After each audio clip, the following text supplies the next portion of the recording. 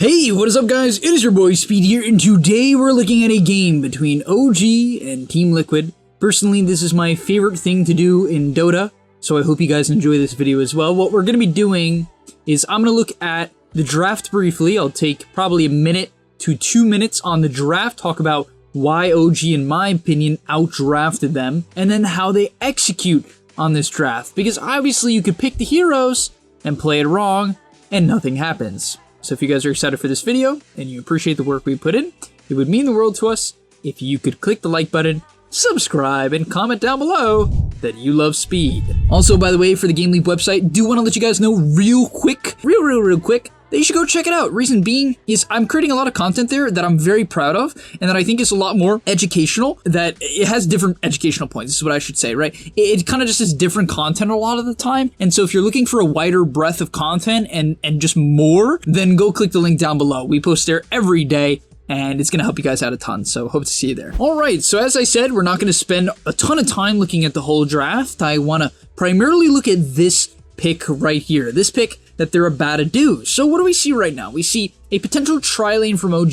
Very important to note. Why is it a potential tri-lane? Well, Luna's usually pretty good in tri-lanes. She provides, extra damage to any ranged hero. There you go, the IO. You can heal up the Luna, and you get attack speed with the overcharge with the tag team of the Tusk. So all in all, Tusk is a great tri-lane hero, and you have attack speed with him. So very nice tri-lane. Why is that important? Well, it basically enables the perfect pick for OG here. I genuinely mean that this is like the perfect pick in my opinion. So they're going to go for Enigma, okay? Why is it such a great Enigma game? It is a great Enigma game because Enigma, first of all, loves solo laning. This hero's great at solo laning. Reason being is because he can bring the wave back at all times. He denies the range creep, which naturally shoves the wave into his tower, and so Enigma can solo lane. Also, Enigma likes playing against Spectre. Midnight Pulse is great against Spectre. Black Hole and Midnight Pulse in the mid to late game is great against Spectre. It actually shreds him. In the laning stage, Oracle can't really pressure your Eidolons too well,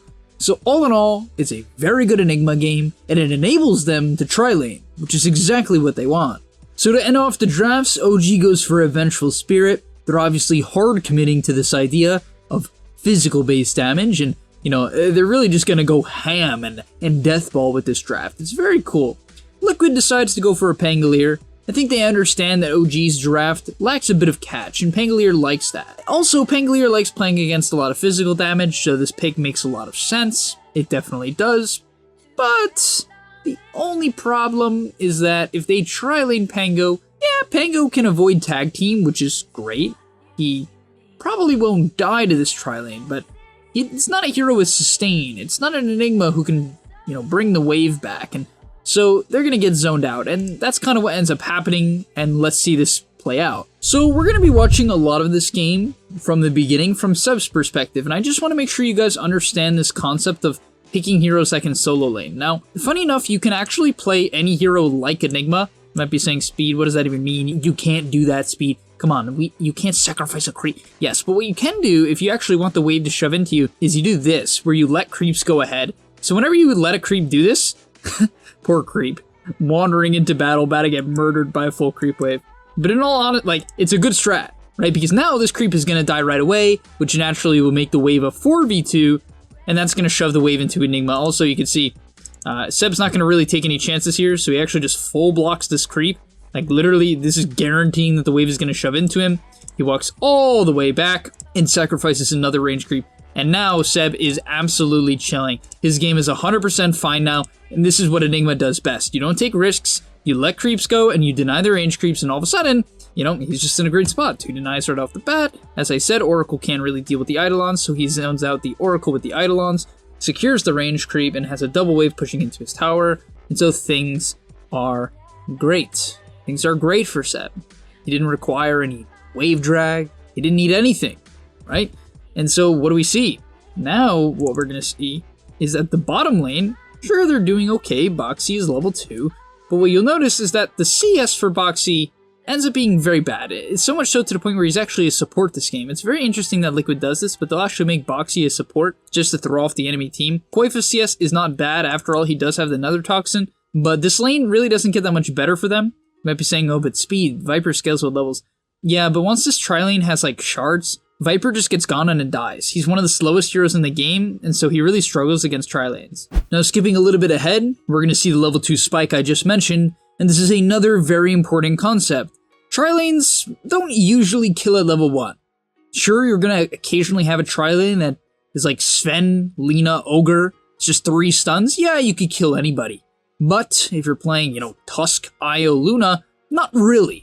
You kill people at level 2, so what happens when they hit level 2? You guessed it, they immediately go in without any hesitation, right?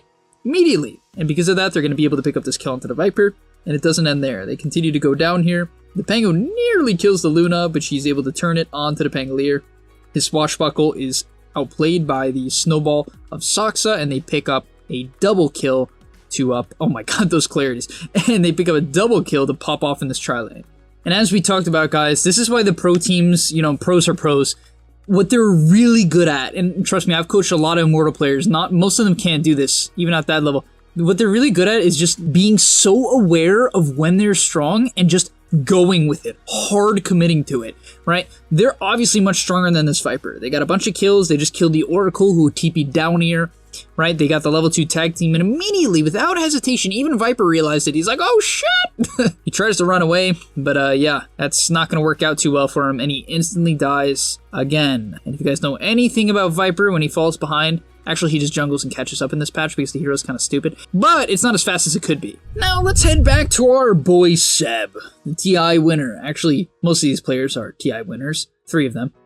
But nonetheless, you might be asking, oh, Speed, how is Seb doing? He was 2v1. Well, he's doing great, actually. In fact, he has higher CS than the Spectre. Yes, you heard that right. He has higher CS than the Spectre. He also has higher net worth than the Spectre, and is a higher level than the Spectre. Enigma's good against Spectre, as you can see. You can deny all of his creeps with a little bit of Eidolon Micro, and eventually you're going to see Seb pick up the Mana Boots, and Black Hole, and then Saksa ganks his lane, and Meke dies. And that's exactly what we see here. By the way, this is a great gank by Saksa. Another concept I want to quickly talk about. Anytime you're playing Dota and you hit a power spike, tell your teammates you hit a power spike and that you want to do something. It's actually very important. A lot of people fall into the trap of just being like, okay, I have Black Hole, I'll go for a solo kill.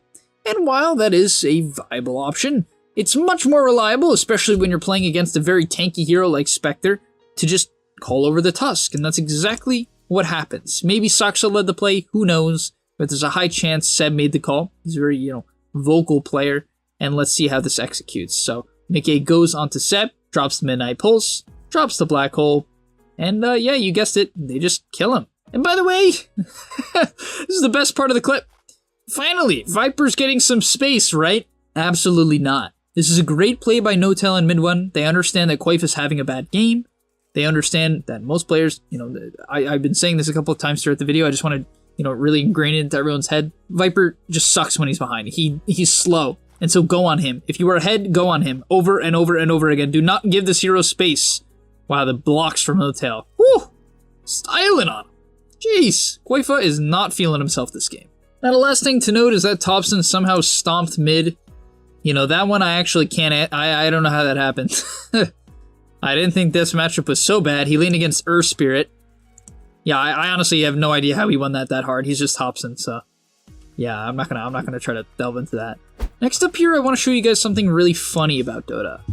Really funny, actually. This is a weird fight that's about to happen. So Boxy just bought back on the Pangolier. They're currently 2k ahead, and you might be saying, oh, but Speed, they're gonna die here. Yep, they're gonna die here. They actually do all die here.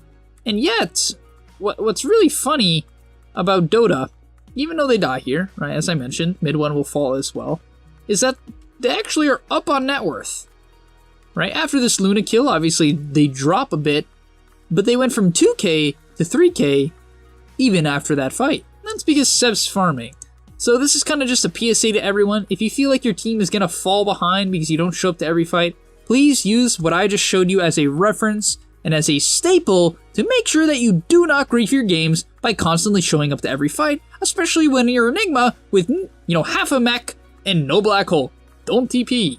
Now at this point, because OG outdrafted Liquid very hard, they're able to win 3 lanes. Now to be fair, they also outplayed them, which I showed you. Good Black Holes by Seb, just good movements overall in the tri-lane bottom. Thompson is just, I mean, to be fair, he was laning against a position 4 player, which, you know, there's obviously going to be big mechanical differences between a position 4 player and a mid lane player when it comes to laning mid. So in this game in particular, they can take Roshan.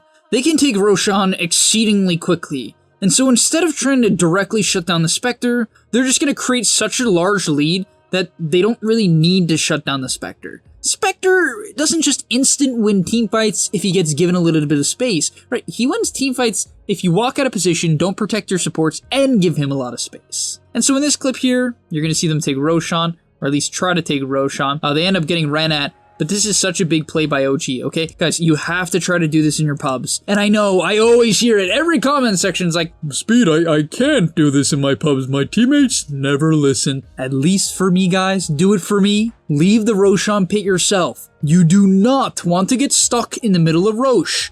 These are the fights that lose you the game. The reason for that is because you get stuck. You're going to be low on HP from Roshan. There's not a lot of space to move. And so Taiga would hit them with a huge ultimate, a huge magnetize. He would slow them all as well. They'd get completely stuck, probably rolled on by the Pango as well. And the fight would be an absolute disaster. And so OG, even though the Rosh is close to dying, they leave. The enemy team can't kill Rosh anyway, so they don't really have to fear it getting sniped, even though it's like 1/4 HP or less. But all in all, they do a good job of backing here, and they are able to kite out the Pango ulti almost completely. The snowball actually dodges the first roll as well. Sure, they end up connecting onto the IO, but eventually this fight will drag out. It's a huge eclipse from mid one. The blade mail actually nearly kills him, but all in all, a black hole onto the Spectre. As we talked about, it's the Spectre counter, and they're able to win the fight once again, pretty handedly. And so the second concept I want to give there as we watch them finish up the Roshan is if you want to make a Spectre fight, bring him to you. Especially if you don't have a bunch of ganking heroes. This game, they have a Tusk and they have Relocate, but that's it. And the enemy team has a ton of mobility. Let's say, for instance, I want to give you guys a good hypothetical. Let's say, for instance, the Spectre's farming the triangle and they want to run at him. They have a ward there. And they're to run at the Spectre here and he pops the blade mail. There's actually a good chance they would lose the fight because the Pango could TP into here, or Spear could TP into here, and they could both collapse on the fight, you know, causing OG to become surrounded and all of a sudden, they die. Right? But instead, they force Liquid to run into them. When Liquid was coming, they back out, forcing Liquid to chase even further. That forced the Pango to overextend, and then slowly but surely, they all have to overextend, and OG eventually turns around the fight and wins it. And I think here, upcoming, the play that they make is a good example of how to actually beat a lot of carries. So, they don't have a great way to gank the spec. We talked about that. I mean, they do have the Tusk set up, you know, as I mentioned. But it's kind of unreliable and it's difficult, right? Especially considering the spec is quite tanky. He's going to have a Yasha soon. It's just not worth their time. He's just going to haunt away anyway, right? If they actually come. And so what they do instead of chasing the Spectre around the map, they're just going to kill the rest of his team. And this is a good habit to get into, guys. Sometimes it's very hard to catch their carry. Sometimes you don't have the heroes to catch their carry. And so instead of trying to do so, if you know you can't, which I think a lot of the time people know if they can't catch the carry or not, just depends on your heroes, just don't try. I know it sounds weird, but hear me out on that. Like, don't try. When you chase carries around the map, what ends up happening? You chase them to bottom, then they TP top. You chase them to top, then they go mid. It's a never-ending cycle of just chasing, and it doesn't work against these carries. When you build up a lead, take Aegis, and then group up and collapse around towers. Do not siege towers. You'll get deep pushed by a Pango Q and waste your time. Collapse on towers, right? They didn't give Liquid the opportunity to just stall because they surrounded the tower, and now they run them over. And now finally, we're going to see the end of the game here as OG is going to go for another fight. You notice that in the pro games, every fight revolves around the Rosh pit. It's a really important thing to note, guys. I mean it. If you're struggling to gain MMR in your pubs, I think it's really important that you look at how much you force Roshan. And a lot of people will say, oh, but Speed, I can't. It's solo queue. I can't. It's so untrue. Especially if you're having a good game, people will listen. It's just so true. Most players just forget about Roshan, and therefore they don't take it. And instead of having fights where the enemy team has to run into them, they're constantly diving towers and dying. So that's how you fix the diving tower problem. You take Roshan, and it really works wonders. And yeah, that's kind of what happens. Look at this Pango roll. This Pango roll, I mean, he tried his best, man. Like, it's a good Pango game, you know, you're supposed to be good against Luna and Chain Stunner, but guess she just right-clicks you down if you fall further enough behind. And that's basically the end of this game. He was even building a Rapier on the Luna. I mean, that's just ridiculous. Rapier? To be fair, he was going to have Aegis and a Rapier, which is a lot more reasonable. That was kind of like the Medusa strategy that was becoming popular for a bit. Whatever happened to that? What happened to Medusa?